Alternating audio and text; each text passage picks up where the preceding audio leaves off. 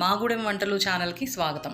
ఈ రైస్ రెసిపీలో మనం ఎలాంటి సాసులు వేయం, టేస్టింగ్ సాల్ట్ అస్సలు వేయమండి. కానీ అసలు ఎంత బాగుంటుందంటే ఒక 10 నిమిషాలు అది చేసి మూత పెట్టేసి అలా మగ్గిన తర్వాత ప్లేట్లో సర్వ్ చేసి చూడండి, లేదా లంచ్ బాక్సులు కానీ స్నాక్స్ బాక్సుల్లో కానీ పెట్టి చూడండి. పిల్లలు అసలు ఒక్క మెతుకు వదలరు. పెద్దవాళ్ళకి ఏంటి పిల్లలకి ఏంటి అందరికీ నచ్చేస్తుంది. సో అస్సలు మిస్ అవ్వకండి, ట్రై చేయండి. నేనైతే అప్పటికప్పుడు వేడివేడి అన్నం వండి పక్కన పెట్టుకున్న ఒక గ్లాస్ అన్నం. మీరు మిగిలిపోయిన అన్నంతో చేసుకోవచ్చు, అప్పటికప్పుడు వండుకున్న అన్నమైనా పర్లేదండి. మామూలు రైస్ అయినా పర్లేదు, బాస్మతి రైస్తో అయినా పర్వాలేదు, మీ ఇష్టం. ముందైతే 4 కోడిగుడ్లు పగలగొట్టుకుని దాంట్లో కొద్దిగా మిరియాల పొడి, చిటికెడు ఉప్పేసి కలిపేసి పక్కన పెట్టుకోండి. ఈ స్టెప్ అనేది ఎగ్ తినడం ఇష్టపడే వాళ్ళు మాత్రం చేసుకోండి, ఇష్టం లేని వాళ్ళు స్కిప్ చేసేయండి.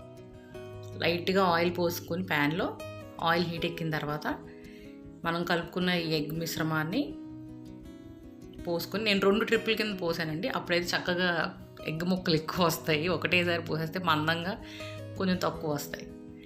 కాబట్టి అలాగా ముందు సగం అయితే వేసి అటు ఇటు లైట్గా ఫ్రై చేసి, బాగా ఫ్రై చేయకండి, ఎక్కువ ఫ్రై చేసినా బాగోదు. సో లైట్గా అటు ఇటు తిప్పి ఇలా ముక్కల కింద తీసేయండి. మళ్ళీ రెండోసారి కూడా పోసి నేను తీసి పక్కన పెట్టేసాను ఆ ముక్కలు.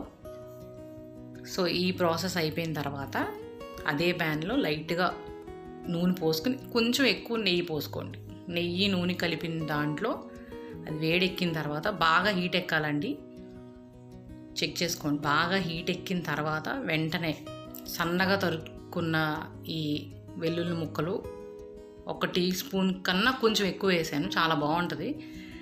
జీలకర్ర, ఎండుమిర్చి ఒక 5-6 ఎండుమిర్చి, మీ కారాన్ని బట్టి వేసుకోండి. ఇవి సన్నాలు, ఎండుమిర్చి వాసిపోద్ది కారం, కావాలని ఎక్కువ వేసాను, బాగుంటుంది స్పైసీగా.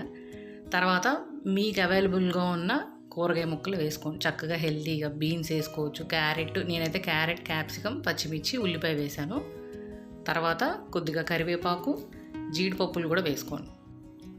మధ్య మధ్యలో ఆ జీడిపప్పు క్రంచీగా తగులితే బాగుంటుంది. కరివేపాకు కూడా ఎక్కువ వేసాను, చూసారు కదా. తర్వాత అవి లైట్గా ఫ్రై చేసిన తర్వాత మనం ఉడకపెట్టుకున్న రెడీగా ఉంచుకునే రైసు, మిరియాల పొడి చూసారా ఎక్కువ వేసాను, 1.5 టేబుల్ స్పూన్ వేసాను, మీ స్పైస్ని బట్టి వేసుకోండి. అలాగే రుచికి సరిపడా ఉప్పు అస్సలు మ్యాజిక్ అంతా ఈ మిరియాల పొడి. మనం స్టార్టింగ్లో వేసాం చూసారా, జీలకర్ర అని ఎండుమిర్చి బాగా వేగిన దాంట్లో వేసాం చూసారా, ఆ ఫ్లేవరు ఈ మిరియాల పొడి ఫ్లేవర్ 2 కలిసి అదిరిపోద్ది రైసు. సో తప్పకుండా ట్రై చేయండి. చూసారు ఎంత ఈజీగా అయిపోయిందో. సో ఒకసారి కలిపి దానిపైన ఇలా కొత్తిమీర జిమ్ముకొని సర్వ్ చేసుకోవడమే. కాకపోతే సర్వ్ చేసే ముందు మూత పెట్టేసి ఒక్క 10 నిమిషాలు అలా వదిలేయండి. ఎందుకంటే ఆ మొత్తం ఆ జీలకర్ర, ఎండుమిర్చి, ఆ మిరియాల పొడి, గార్లిక్, వెల్లుల్లి ఫ్లేవర్ అంతా అన్నానికి పట్టి చాలా బాగుంటుంది. ఈలోపు కంచాలు అవి రెడీగా పెట్టుకోండి తినడానికి. సో అక్కడికి ఆ ప్రాసెస్ అయిపోయింది కదా ఎగ్ వేయకుండా. సో ఎగ్ తినేవాళ్ళు ఏంటంటే మనం రెడీ చేసి పక్కన పెట్టుకున్నాం కదా ఈ ఎగ్ పీసెస్, కోడిగుడ్డు ముక్కల్ని వేసేసుకుని, అసలైనది ఎలా మర్చిపోతాం, అసలైన మజా ఇప్పుడు వస్తుంది. ఈ సన్నగా తరిగిన ఉల్లిపాయ ముక్కల్లో నిమ్మకాయ పిండుకొని ఆ ముక్కల్ని దీంట్లో కలుపుకొని తింటే ఉంటుంది. నిజం చెప్తున్నానండి, ఒక్క మెతుకు వదలరు, అంత బాగుంటుంది. అస్సలు మిస్ అవ్వద్దు, ఈ రెసిపీ ట్రై చేయండి. ముఖ్యంగా నేను తొందరగా అయిపోవాలి అనుకున్నప్పుడు మాత్రం ఇదే చేస్తానండి.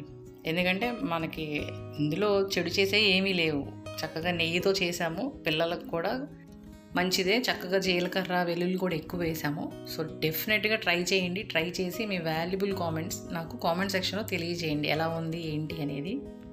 తక్కువ టైంలో ఇంత టేస్టీ రెసిపీ కదా. సో మీకు నచ్చితే మాత్రం ఈ వీడియోకి లైక్ కొట్టడం అస్సలు మర్చిపోకండి. అందరికీ నా ధన్యవాదాలు.